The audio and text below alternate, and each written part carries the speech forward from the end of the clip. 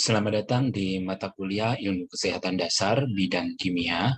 Pada pertemuan kali ini, kita akan bahas materi asam basa.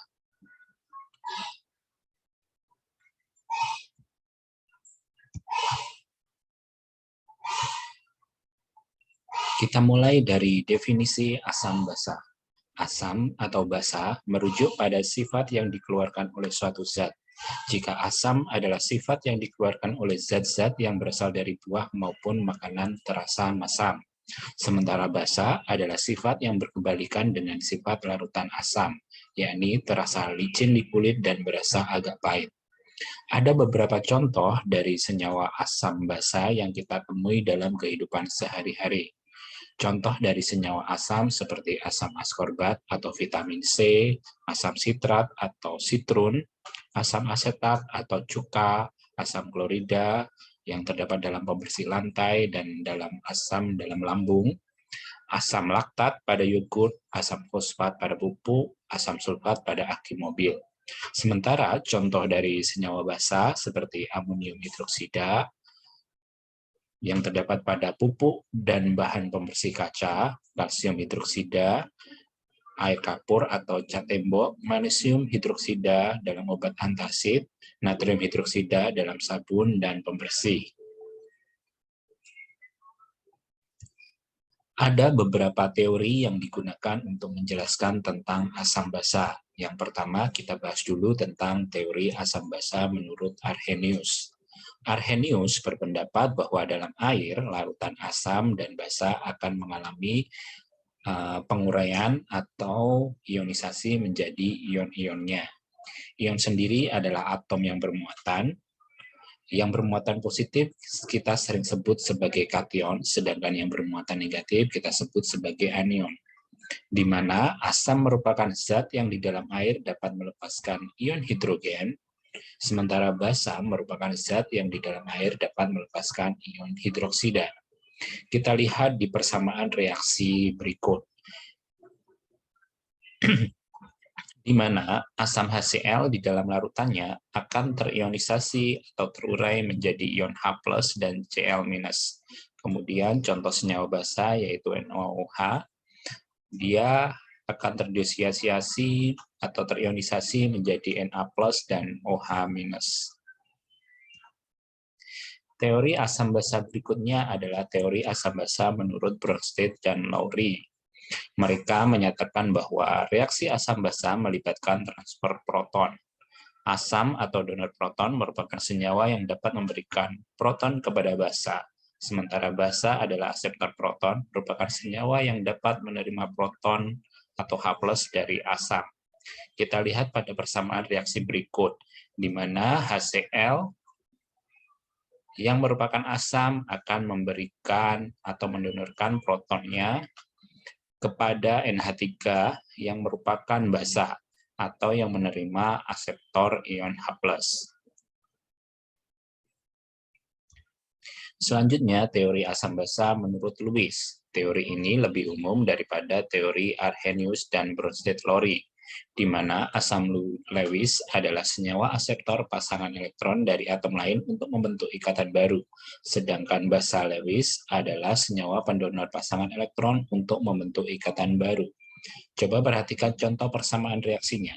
HCl bertindak sebagai asam Lewis ketika menerima pasangan elektron dari NH3. Sementara NH3 adalah basa Lewis karena memberikan pasangan elektron bebasnya dari atom N untuk berikatan membentuk NH4+.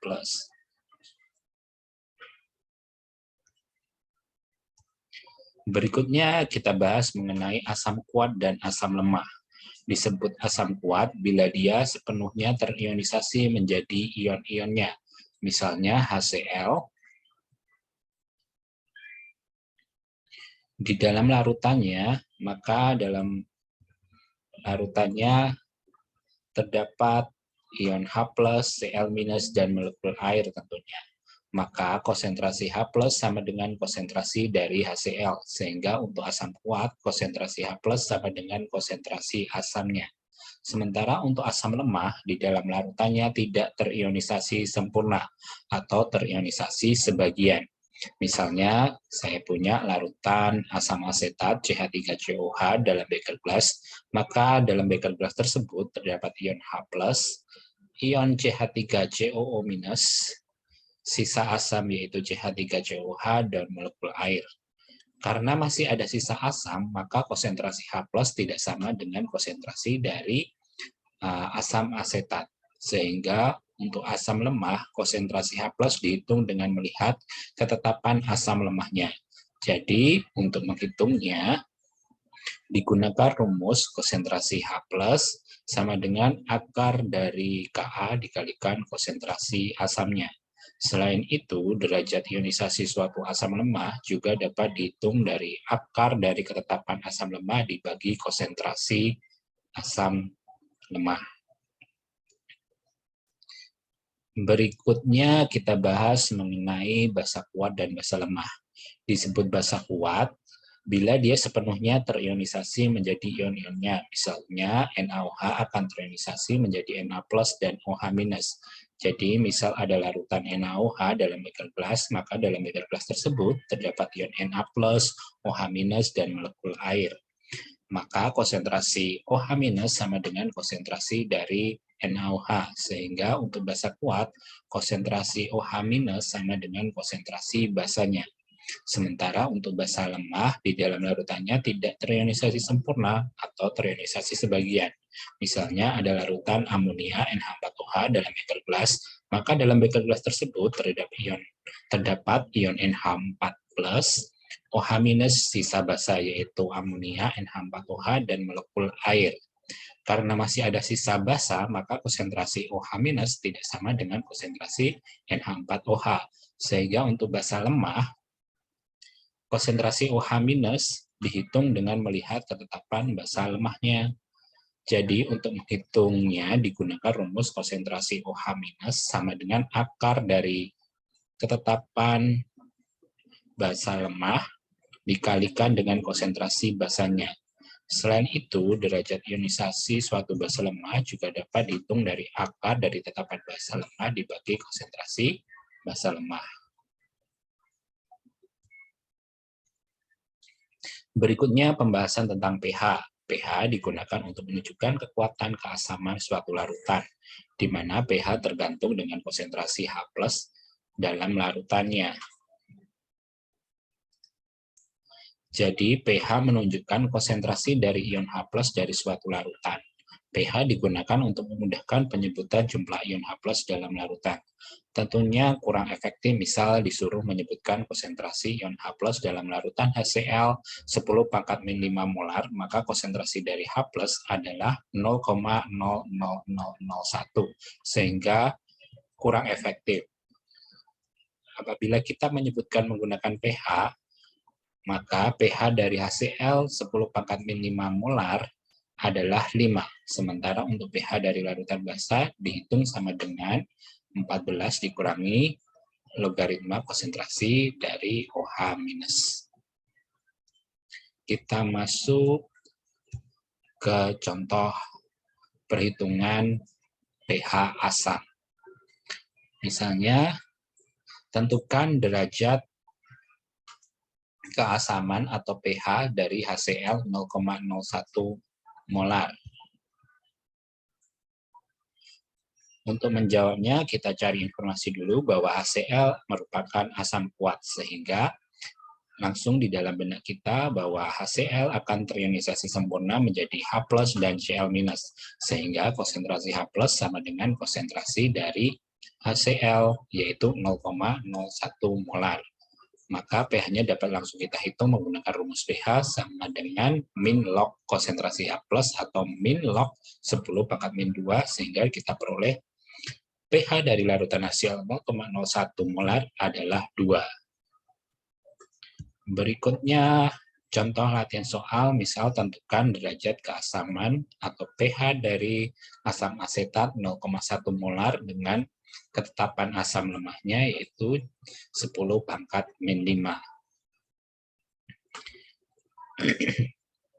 Untuk menjawab, kita dapat informasi bahwa asam asetat atau CH3COOH adalah asam lemah sehingga tidak terionisasi sempurna, sehingga konsentrasi H+-nya belum bisa kita tentukan. Maka kita tentukan dulu konsentrasi H+ dengan menggunakan rumus H+ untuk asam lemah sama dengan akar dari ketetapan asam dikalikan konsentrasi dari asam asetat. Sehingga konsentrasi H+ kita peroleh akar dari 10⁻⁵ kali 10⁻⁴ sama dengan 10⁻⁻3.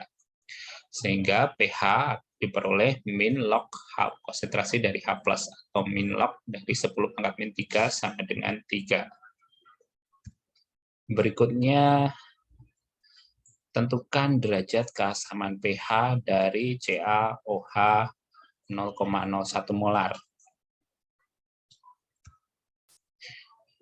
Untuk menjawabnya, kita cari informasi dulu bahwa CaOH 2 kali adalah basa kuat sehingga terionisasi sempurna menjadi Ca2+ ditambah 2OH-. Tetapi perlu diingat, di sini koefisien dari OH- adalah 2. Maka konsentrasi dari OH- adalah 2 kali 0,01 molar sama dengan 0,02 molar. Maka POH-nya bisa kita hitung sama dengan min log dari konsentrasi OH-, min log dari 2 kali 10⁻⁻2 atau sama dengan 2 min log 2. Maka pH-nya bisa kita hitung sama dengan 14 dikurangi POH atau 14 kita kurangi dengan 2 min log 2, kita peroleh pH dari CaOH 2 kali sama dengan 12 ditambah log 2. Berikutnya, tentukan derajat keasaman pH dari basa lemah NH4OH 0,1 molar dengan ketetapan basa lemahnya yaitu 10⁻⁵.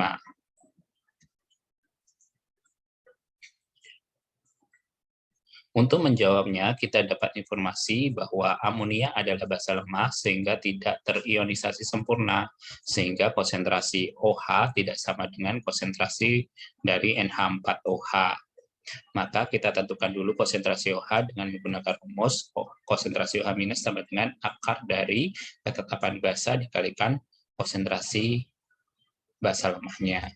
Sehingga kita peroleh OH- sama dengan akar dari 10⁻⁻⁶ atau sama dengan 10⁻⁻3.